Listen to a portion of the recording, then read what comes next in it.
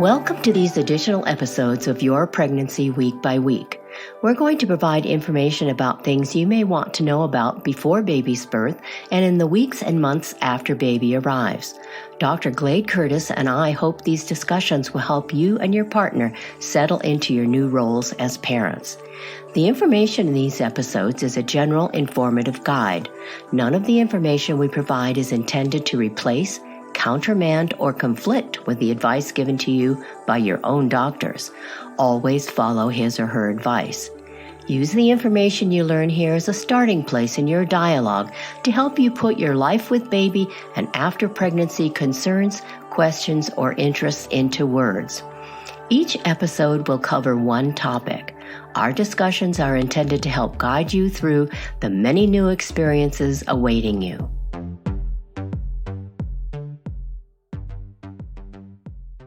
So let's get started on this discussion.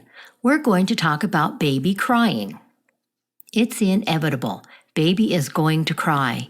He'll cry when he's hungry, when he's wet, and when he's tired. He'll cry when he's bored, and he'll cry when he's overstimulated. It's his only way of communicating with you right now. Early in life, baby may fuss and cry for a few hours every day, often in the evenings. Tend to him when he cries, but realize there may be times you won't be able to settle him. If his needs have been met and you've cuddled him for a while, you may have to let him cry. Don't feel guilty when this happens. It may seem like baby cries a lot, but on average, he cries only about 4 hours out of every day the first week. That's only 5 minutes here and 10 minutes there. By the second week, he'll only be crying about 2.5 hours a day. Here's a fun fact. Did you know most adults can listen to a level of sound at 80 decibels or less without pain or hearing loss? It's interesting to note that when a baby cries, the level of sound can reach 85 decibels or more. Crying is one way baby tells you he needs you. As you get to know baby better, you'll be able to understand what his crying means. However, it's important to understand not every newborn cries a lot. Some don't cry much at all. Don't worry about picking him up when he cries. You won't spoil him. You'll actually be building a stronger bond. You're teaching baby you'll take care of him and he'll feel secure with you. Crying usually falls into basic categories.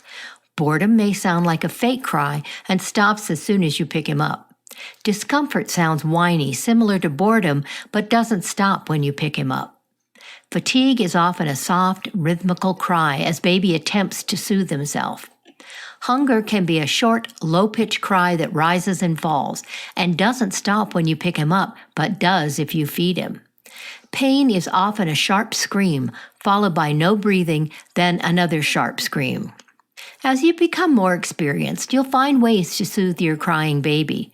Some ways to calm a crying baby include swaddling him in a blanket, putting him in a front carrier facing inward close to your chest, putting him in his stroller and walking around the house, singing, rocking, playing white noise, going outside, taking a ride in the car, giving him a bath.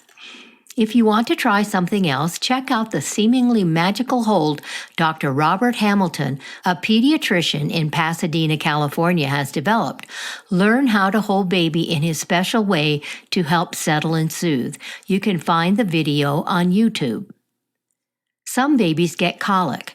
Colic is unexplained crying fits that can last up to 3 hours at a time for at least 3 days a week, lasting for 3 weeks or longer.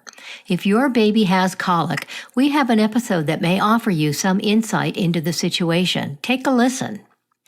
If baby cries nonstop for more than 30 minutes, call his doctor. Be sure to call if his crying is accompanied by fever, vomiting, a lack of appetite, or a change in bowel movements. It could mean he's having a problem that needs to be taken care of medically. If you'd like to read about baby, check out our book, Your Baby's First Year Week by Week. We cover many of these after pregnancy subjects that deal with baby in the book. We know you're busy and you may not have much time to devote to reading, but our book covers baby's development and growth in a weekly format, so you don't have to digest too much information all at once. Each week is a fairly quick read. If you want to find out more about this podcast, visit our website, yourpregnancyweekbyweek.com. If you're looking for something specific, check out the podcast topic lists on the website.